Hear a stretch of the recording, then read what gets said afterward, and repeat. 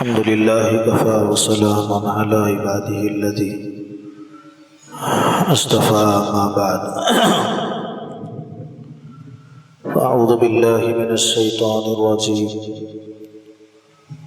بسم الله الرحمن الرحيم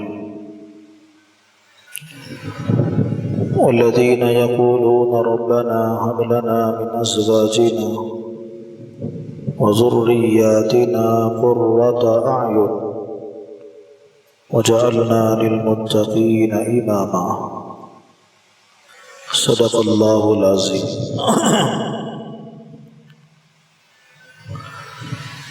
اللہ جل جلالہ امن والہ نے اپنی کتاب مبین کے 19ویں پارے کی سورۃ الفرقان کی اس کی مختصر سی آیت میں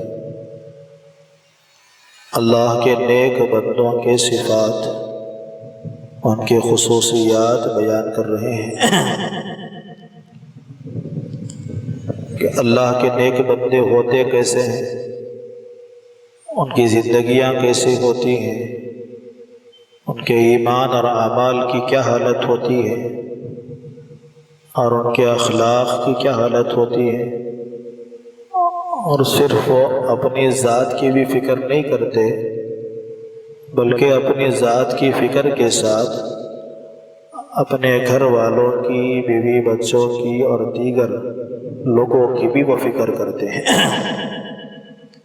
جس طرح اللہ نے مجھے نیک بننے کی توفیق دی، صحیح ایمانی زندگی گزارنے کی توفیق دی اور اچھے اعمال کو اختیار کرنے کی، اللہ کی مرضیات پر زندگی گزارنے کی توفیق دی اور اچھے اخلاق کے ساتھ زندگی گزارنے کی توفیق دی، اور اسی طریقے سے میرے نقش قدم پر یہی ایمان والی زندگی میرے بیوی بچے بھی گزارے اور یہی اچھے اخلاق والے زندگی میرے بیوی بچے گزارے، اس کے لیے وہ کوشش بھی کرتے تھے، فکر بھی کرتے تھے اور اللہ سے دعا بھی کرتے تھے۔ تو ان نیک بندوں کے اوصاف اور خصوصیات ایک لمبا سلسلہ رکوع کے اندر، جس کو ہم نے آج تراویح میں سنا اور پڑھا الحمدللہ، یہاں سے شروع ہوتا ہے وَعِبَادُ الرَّحْمَنِ الَّذِينَ يَمْشُونَ، یہاں سے شروع ہو کر وَجَعَلْنَا لِلْمُتَّقِينَ إِمَامًا پہ ختم ہوتا ہے۔ تو نیک لوگوں کی، نیک بندوں کی، اللہ کے ولیوں کی یہ صفت ہوتی ہے۔ اللہ کے ولی وہ ہوتے ہیں والذین، اور نیک لوگ وہ ہوتے ہیں یقولون، اللہ سے وہ دعا کرتے ہیں، اللہ سے وہ مانگتے ہیں ربنا هب لنا من ازواجنا، اے اللہ ہمارے لیے ہماری بیویوں کو عطا فرما اور ہمارے بیویوں کو بنا دے، وذریاتنا، اور ہمارے بچوں کو بھی بنا دے۔ کیا بنا دے؟ ہماری خواہش یہ ہوتی ہے کہ ہمارے بیوی کو دیگر عورتوں سے بہتر دنیا مل جائے، دیگر عورتوں سے بہتر لباس مل جائے اور دیگر عورتوں سے بہتر ان کا میک اپ سیٹ مل جائے، دیگر عورتوں سے بہتر ہماری بیوی خوبصورت ظاہری اعتبار سے بھی لگے اور باطنی اعتبار سے بھی لگے۔ یہ ساری دنیا اور دنیا کی فکریں تو ہم کرتے ہیں اور اس کے لیے اپنی طرف سے بھی کوشش کرتے ہیں، محنت کرتے ہیں اور ان کی منچاہی چیزیں لا کر خرید کر اپنے خون پسینے سے کمائی ہوئی پیسوں سے، آمدنی سے بہت سارے تقاضے اور ضرورتیں ان کی پوری کرتے ہیں۔ یہ دنیا اور دنیا کی فکریں ہو گئی۔ اولاد کے لیے، اولاد کی بھی یہی فکر ہے۔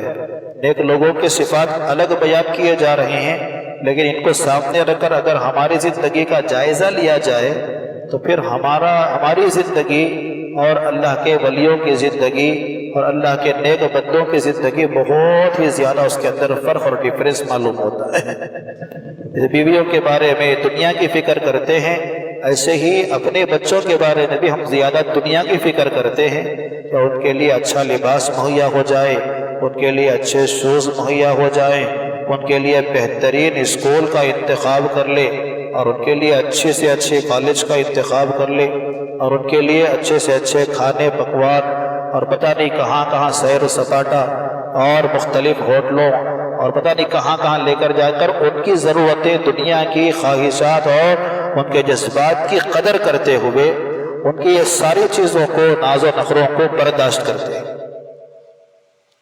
لیکن یہاں یہ کہا جا رہا ہے ربنا ھب لنا من ازواجنا وذریاتنا قرۃ اعین، اے اللہ ہمارے بیوی اور بچوں کو ہمارے لیے آنکھوں کی ٹھنڈک بنا، ہمارے دل کا سرور بنا، ہمارے زندگی کا چین اور سکون بنا۔ تو ہمارے اپنے بیوی بچوں کا چین اور سکون ہم دنیا کے چیزوں میں تلاش کر رہے ہیں اور دنیا کی خواہشات میں تلاش کر رہے ہیں اور دنیا کے ناجائز اور جائز خواہشات کو پورا کرنے میں ہم سب کچھ لگا دیتے ہیں، لیکن قرۃ اعین، آنکھوں کی ٹھنڈک بیوی اور بچے اور اہل و عیال کیسے بنے؟ حضرت حسن بصری رحمۃ اللہ علیہ اس آیت کی تفسیر میں بتاتے ہیں آنکھوں کی ٹھنڈک سے مراد اپنے بیوی اور بچوں کو اچھی ایمانی اور اعمالی اور اچھے صفات اور اخلاق کی زندگی دیکھ کر دل خوش ہو جائے، یہ مراد ہے۔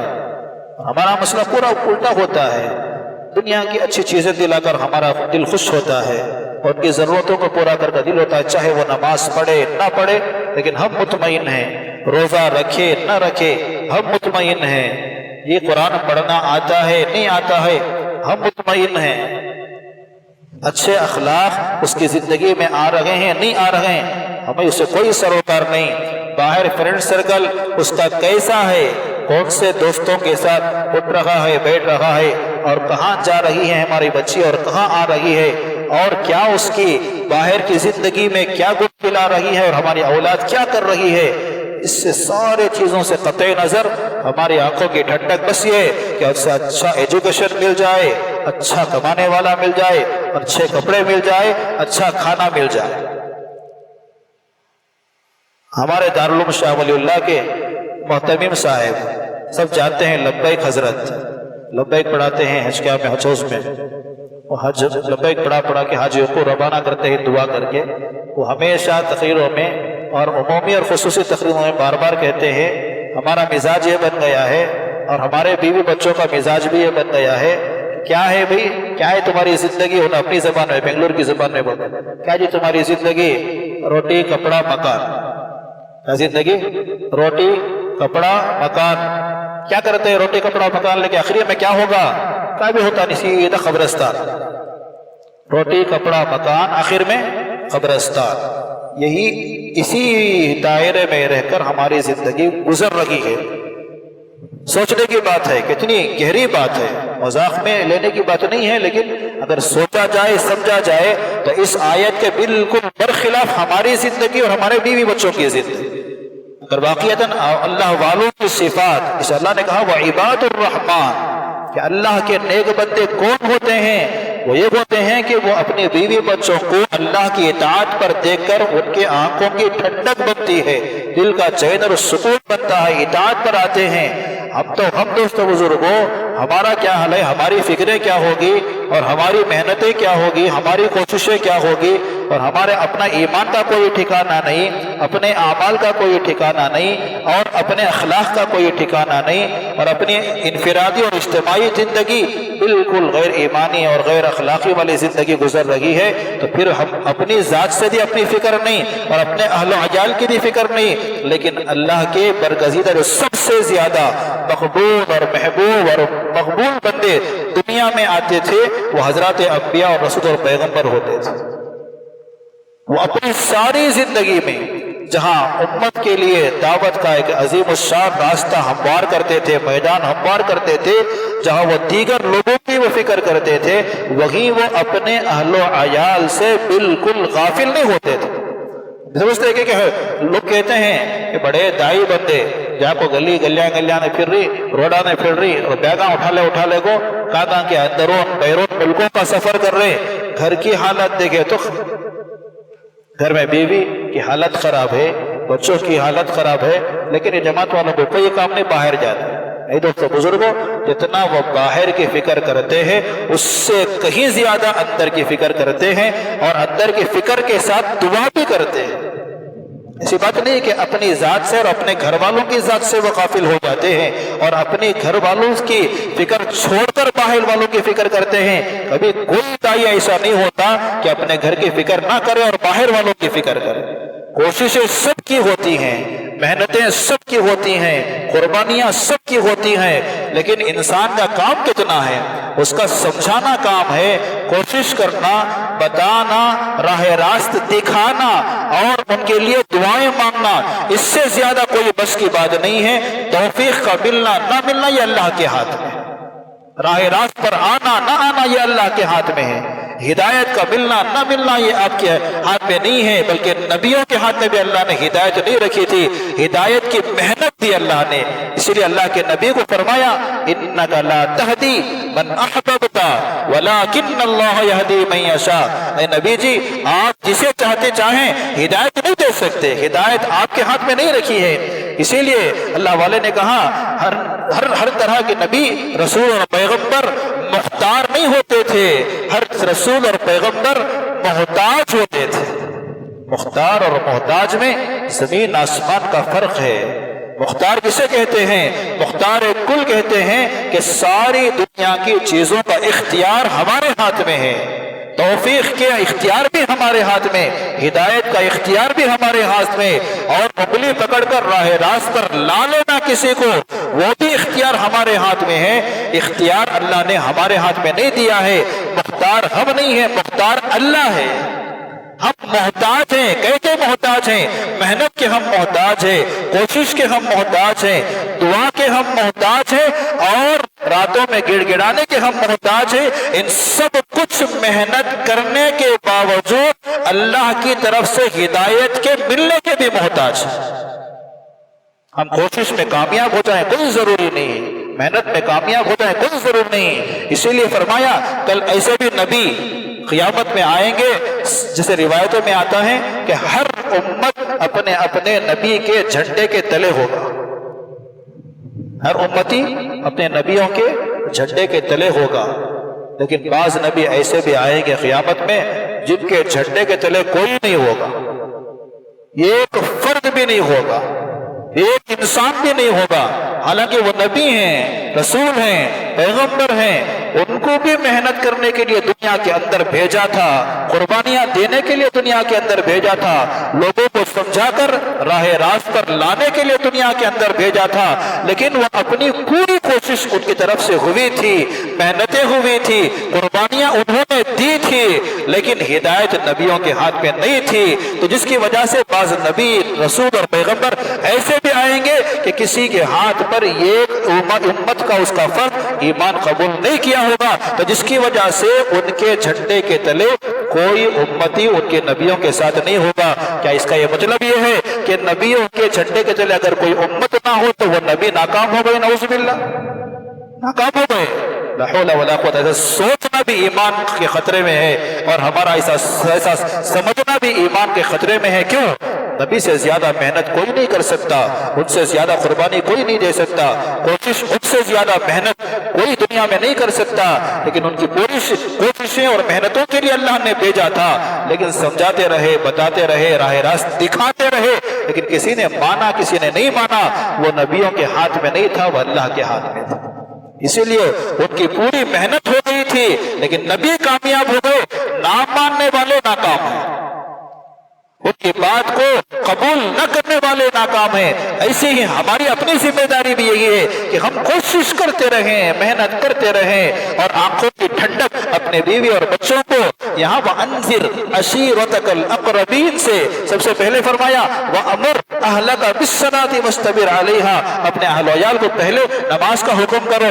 اس کے بعد کیا کہا؟ وَأَنذِرْ عَشِيرَتَكَ الْأَقْرَبِينَ، کہ اپنے رشتہ داروں کی بھی فکر کرو، اور اس کے بعد قُلْ يَا أَيُّهَا النَّاسُ إِنِّي رَسُولُ अरसलल्लाहु इलैकुम जमीआ, कि सही रसूल और पैगंबर नबी जो हमें मिले हैं वो आलमी नबी और आलमी फिक्र लेकर आए थे। तो अपनी जात से लेकर, अपने घर वालों से लेकर, उम्मत के आखिरी फर्द तक और क़यामत की सुबह तक इंसानों की आने वाली जिम्मेदारी की जो अल्लाह के नबी को जिम्मेदारी दी गई थी, कोशिशें, मेहनतें, कुर्बानियां देने का, वो इस उम्मत के हर फर्द की जिम्मेदारी थी कि कोशिश अपनी जात से करें, अपने बीवी बच्चों से करें, मेहनत कोशिश करना। हम ये कहते हैं कि समझा समझा समझा कुछ होगा हजरत, कोई फायदा नहीं है।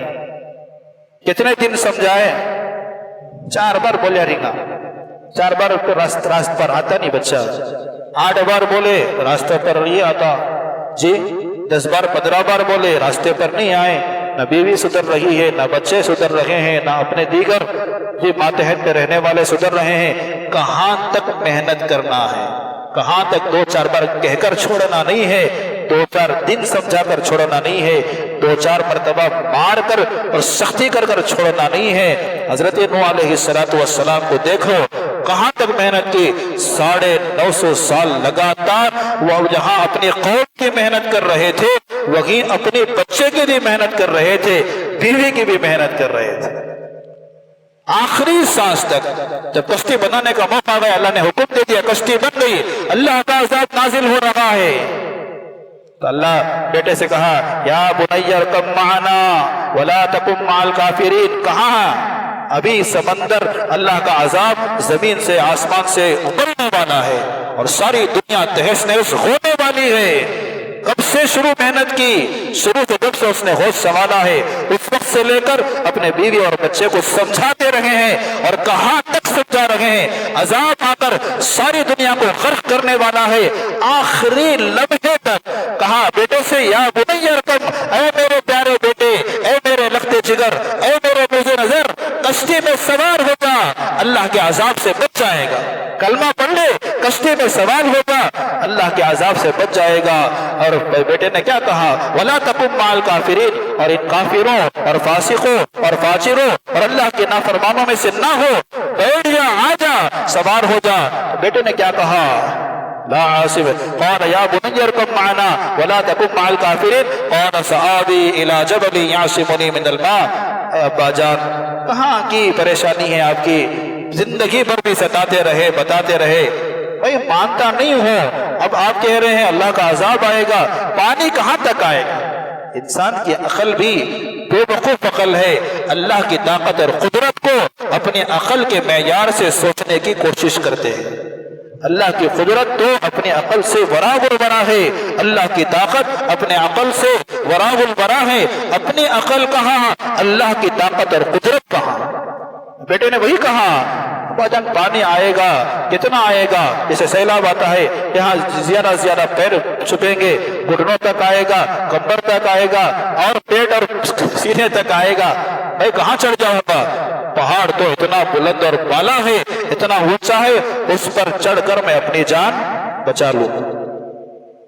सावी इला जबली यासिमुनी मिनल मा, कौन बचाएगा? पहाड़ मुझे इस पानी से बचा लेगा। वहां पर भी जब इसकी अकल काम नहीं कर रही थी, हजरत नूह अलैहिस्सलाम ने कहा, ला आसिमल यौम इल्ला मा रहिम रब्बी। आज के दिन ऐ बेटे कोई नहीं बचा सकता, किसी के हाथ में हिफाजत करने की ताकत नहीं है। यह अल्लाह का हुक्म है, यह अल्लाह का अजाब है। न पहाड़ तुम्हें बचा सकता है, न जंगल बयाबान तुम्हें बचा सकता है, न ऊंचाई तुम्हें बचा सकती है। कोई बचा नहीं सकता सिवाय जिस पर अल्लाह रहम करे। अल्लाह जिसे रहम करे, करम करे, अल्लाह जिसे बचाना चाहे वही आज बच सकता है। कलमा पढ़ ले, अल्लाह बचा लेगा, कश्ती में सवार हो जा। अगर कलमा नहीं पढ़ा, मेरे साथ सवार नहीं होगा, दुनिया भी खराब खत्म और तू भी बेईमानी के मौत मरेगा। वहाल बैनहुमुल मौज फकाना मिनल मुग़रक़ीन। बेटे ने नहीं माना, बाप की दावत आखिरी लम्हे तक, जब तक जान नहीं जा रही थी उस वक्त तक हजरत नूह अलैहिस्सलाम ने मेहनत करके ये बता दिया कि 2-4 बार कहने से बच्चे सुधरते नहीं हैं, 2-4 दिन कहने से सुधरते नहीं हैं, बल्कि मुसलसल आपको आपकी जिंदगी के आखिरी सांस तक محنت کرنا ہے، کوشش کرنا ہے اور دعا کرنا ہے اور اللہ سے ہدایت کی دعا مانگنا ہے۔ اللہ سے دعا فرمائیں اللہ پاک ہم سب کو ہماری زندگی بھی ایمانی، اعمالی، اخلاقی زندگی نصیب فرمائے، اپنے بیوی بچوں کو بھی نصیب فرمائے، اپنی قیامت تک آنے والی نسلوں کو صحیح ایمان اور اعمال والی، اچھے اخلاق والی زندگی نصیب فرمائے، اپنی ذات سے لے کر گھر والوں کی ذات سے لے کر ساری امت کی ہمیں فکر کرنے کے اللہ ہم سب کو توفیق نصیب فرمائے۔ آمین۔ وآخر دعوانا الحمدللہ۔